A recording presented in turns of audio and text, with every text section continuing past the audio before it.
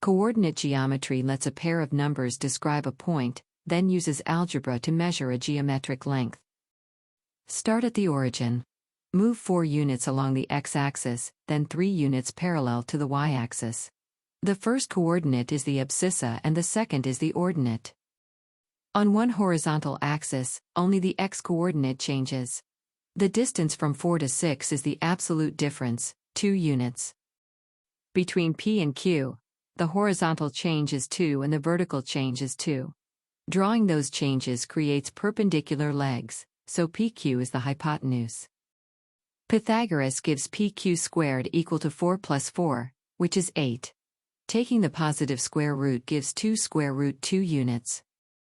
Across quadrants, a coordinate change may be negative. Its square records the length of that leg, so -11 and -7 still produce positive squared lengths. For general points px1, y1 and qx2, y2, the horizontal change is x2 minus x1 and the vertical change is y2 minus y1. Substitute the two coordinate changes into Pythagoras. Because distance is non-negative, take the positive square root.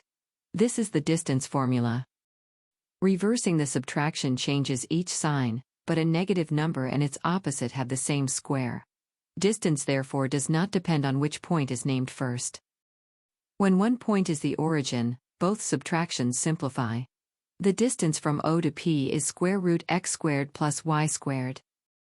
The town is 36 kilometers east and 15 kilometers north. Their perpendicular displacements give square root of 1521, so the direct distance is 39 kilometers. Always subtract x-coordinates from x-coordinates and y-coordinates from y-coordinates. Mixing the coordinate types destroys the two perpendicular legs. Find PQ first, calculate the horizontal and vertical changes, then use the distance formula. The changes are 6 and 8. Their squared sum is 100, so the distance is 10 units. Subtract matching coordinates, square the two changes, add, and take the positive square root.